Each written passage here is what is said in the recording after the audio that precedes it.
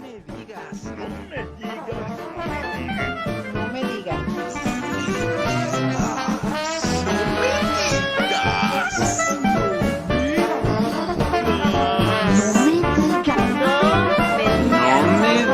Café con sabor amargo. ¿Jaffer? Señores, gracias por estar con nosotros en un programa más de Café con sabor amargo, como cada martes, y ahora sí, guardando la sana distancia en esta nueva tecnología, como cada martes con Luis Correa. Gracias, Luis, por estar con nosotros. Muchos temas que platicar, Luis, pero creo que el tema principal, Luis, es Andrés Manuel y su política nacional en tiempos del coronavirus. Pues hola Gerardo, saludos a la producción desde aquí, saludos al auditorio. Mira, pues pudiéramos empezar por hablar desde lo que comentamos la semana pasada. En el primer enlace a distancia, vía telefónica, yo comenté a raíz de los últimos acontecimientos, su gira por Badiraguato, el comentario que hizo respecto de los turbogeneradores de energía, que Andrés Manuel de alguna manera quería, parte de su política era quebrar la economía como la conocemos, ¿no? E incluso me atreví a decir algo que originalmente o en ese momento creo que te llamó la atención, incluso sentiste que era un poco fuerte cuando dije, poco más o menos recuerdo las palabras, me acuerdo perfectamente el sentido de lo que decía, que esto que nos está empezando a pasar en este país, la emergencia sanitaria y el eventual quebranto económico, pues le convenía para acelerar su proceso de destrucción de la economía como la conocemos. De su cuarta deformación. Eso fue el martes de la semana pasada. Gerardo, 2 días después, en una mañanera, el presidente decía, el coronavirus o la pandemia nos vino como anillo al dedo para poder fortalecer, consolidar nuestras propuestas de la cuarta transición, ¿no? De la cuarta deformación, ¿no? La 4T. Yo dije eso antes, sé lo que iba a decir el presidente, por supuesto que no. Ni soy adivino ni nada que se le parezca, simple y sencillamente hago un esfuerzo por no irme con la finta o no juzgar a partir de mis deseos, sino a partir de lo que veo. Creo que mucho en lo que nos equivocamos está con base en que creemos que va a suceder, que creemos que no es posible determinada cosa, que no creemos que se atreva a alguien, etcétera, etcétera. Incluso hay expresiones populares que dicen que la desilusión está sustentada en la expectativa, ¿no? O sea, finalmente, si tú esperas algo y no lo obtienes, es cuando vienen las desilusiones. Cuando tú esperas algo, aunque sea negativo, pues no hay desilusión, ya estabas anímicamente preparado para lo que iba a suceder. De alguna manera yo estoy muy claro en lo que propone o en lo que intenta realizar en el país, o al menos creo entenderlo, o trato de entenderlo, no deja de costarme trabajo cotidiano hacerlo.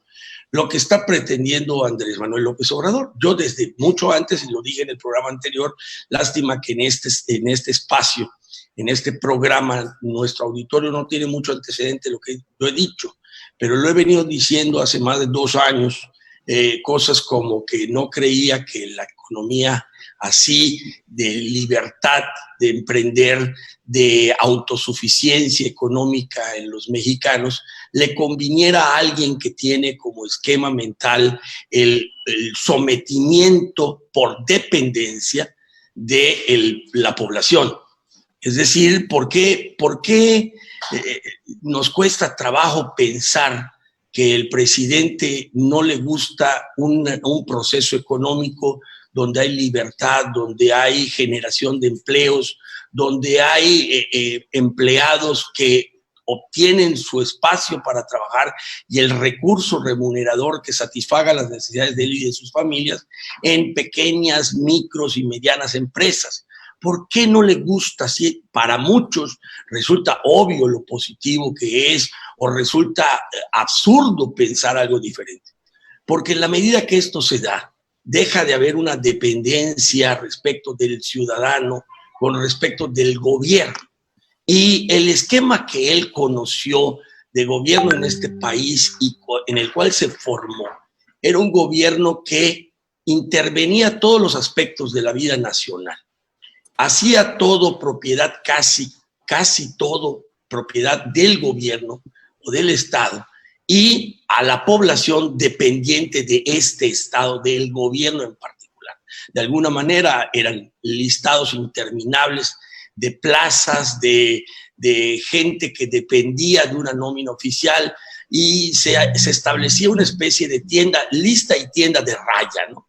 Es decir, nosotros trabajáramos o no trabajáramos, o el mexicano trabajara o no trabajara, estaba en un padrón, en un listado, en una nómina, del cual, por seguir fiel a esa cabeza de nómina, a ese ente que dominaba o que era el propietario de esa lista, pues recibíamos una remuneración. Entonces, para pensar en subsistir, pues había que pensar que el gobierno nos diera para hacerlo.